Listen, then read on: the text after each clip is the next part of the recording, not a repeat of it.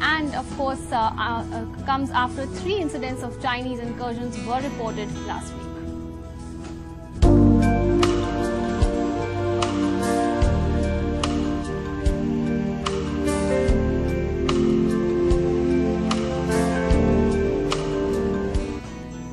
And to discuss the same, we are joined in our studios by 2 distinguished guests. Please welcome Dr. R.N. Das, a Senior Fellow with the Institute of Defence Studies and Analysis.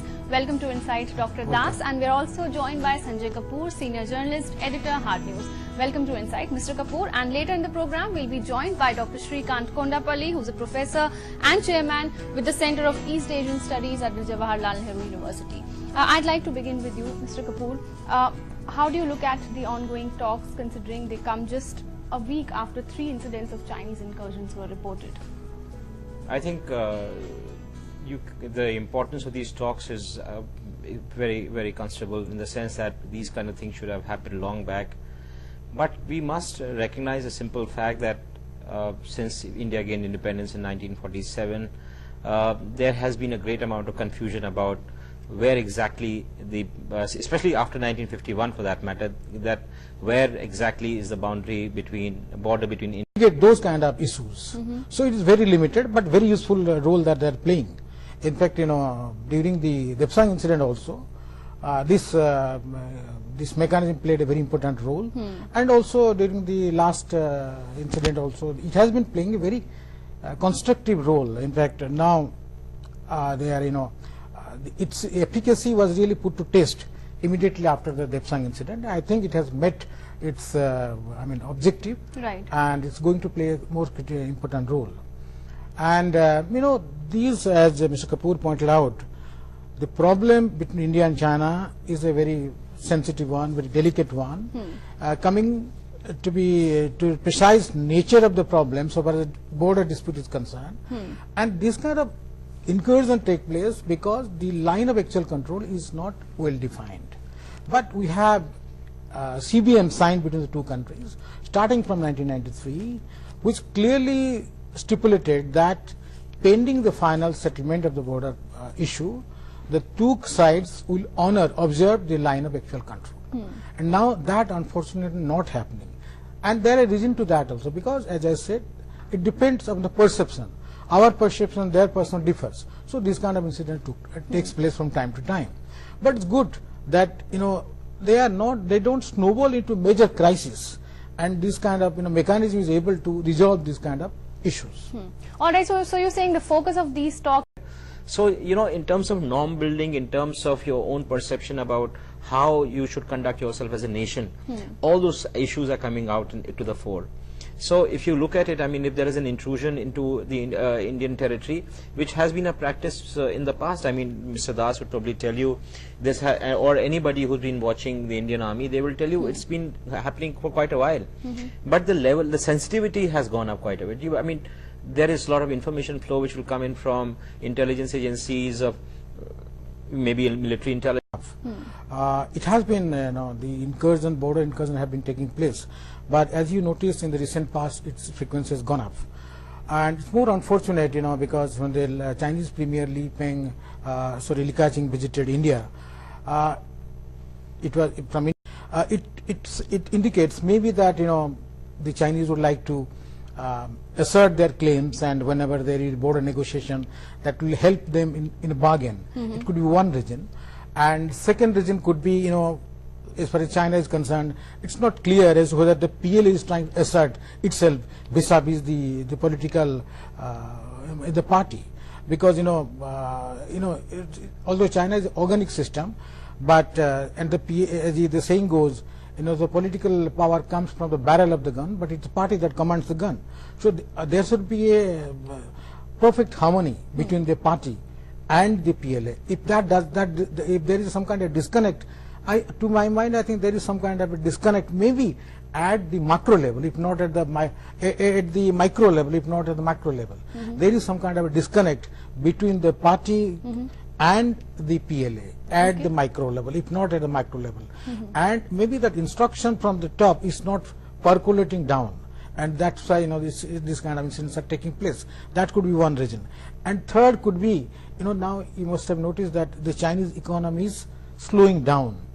And maybe it could be an attempt to play to the Chinese nationalism on part of the Chinese. We'll also discuss the government's decision to raise a mountain strike corps for the army that is going to address the weakness that has long been felt in India's defense preparedness in just a short while. Stay with us.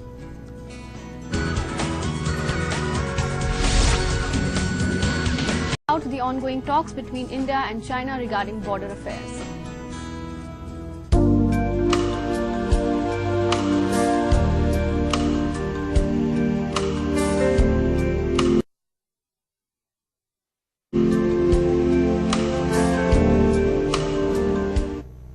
And right now on the program, we are joined by Dr. Shrikant Kondapalli, Professor and Chairman, Center for East Asian Studies at the Jawaharlal Nehru University. Welcome to Insight. Dr. Kondapalli, what are your expectations from the ongoing talks, considering they just come after 3 incidents were reported of Chinese incursions just last week?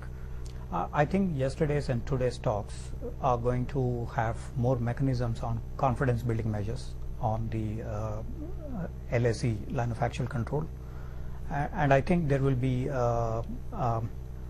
some mechanisms where the previous flag meetings, border personnel meetings, joint operations, or visiting each other on the National Day or Republic Day, or in addition to the diplomats, indicates that we are now going back to the joint working group kind of mechanism, where there were the Home Ministry people, the Defense Ministry people, and then you have the MEA, Ministry of External Affairs, on either side.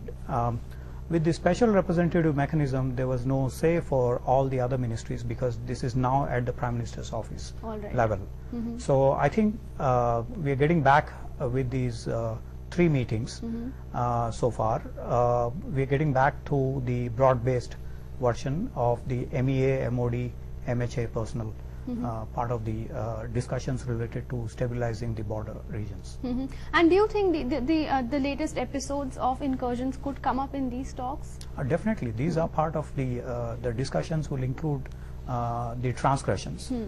On an average, we have every alternate day a transgression on the India-China LAC areas. Right. And these happen on headquarters just before the visit of the Raksha Mantri. About 2 weeks ago. There is also the other, Global Times had written articles on this. People's Daily had warned India, and there were other who said for the first time that India should be divided into 20 to 30 parts. There are also the other side, which is also saying similar things as the Indian media is saying. So I think we have a kind of mirror image on either side. But in this case, I think definitely there is a nationalist response by the Indian media. And the Chinese media is now catching up. But probably they will not do it right now till the Senkaku Islands dispute, South China Sea dispute is resolved. I think we will see demonstrations in a decade's time against India also in the Chinese countryside and other places. Okay, so you're hopeful that China will be able to resolve its differences with other countries, particularly ones relating to the South Pacific? The Chinese leadership is quite flexible. Today they open up one front, tomorrow they will douse that and then go ahead with another front. Chinese leadership is quite flexible in sending those signals. Probably in 5 to 10 years time they would have resolved the South China Sea dispute. If Vietnam, Philippines, if they create enough differences in the ASEAN countries, if Vietnam and Philippines cannot really back up the approach, Japan as well. So they have that flexibility in terms of approaching different states. Unlike in most of the countries where you have a difficult decision-making process, a complicated decision-making process where you have to take in various... The break in the program. Stay with us. We'll be right back.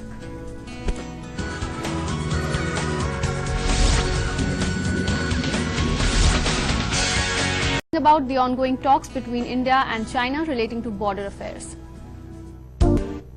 Mr. Kapoor, We've discussed how these incursions are quite frequent, they are quite common, they're nothing out of the ordinary. But what is India's deterrent to prevent these from happening? We do have mechanisms to resolve these, to take care of these. For instance, there's the banner drill in which each side holds out a banner pleading with the other to go back, etc. And they seem to work well. But what could be our deterrent? We also, I mean, the deterrent has to be a very, adequate military response to much of that, which was witnessed in 1986 when you had the Somdurang intrusion by the Chinese, and what we really did is to lift about 50,000 of our troops by air and do some kind of military exercise to put the fear of so-called God into the Chinese, and the Chinese withdrew from there. And subsequent to that, we had in 1987 that famous handshake between Deng Xiaoping and Rajiv Gandhi and all that. Dr. Arun Das, the government's decision to raise a mountain strike court. Yeah, it's a very common thing, to believe that you can deal with China only from a position of strength.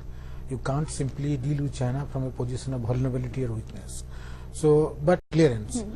This picks up one thing, maybe that, the persistent of a security dilemma between the two countries. We are not sure about the Chinese intention. Similarly, Chinese are not sure about India's intention. So it reflects a sort of persistent security dilemma between the two countries. In any case, this new division, they are to be staggered. It's not that immediately we are going to have 3 divisions. This is the approval is sought for the 12th fiber plan, and I think over the years these 3 divisions will come to play. And coming to the Chinese reaction, I think some of the Chinese scholars have responded to this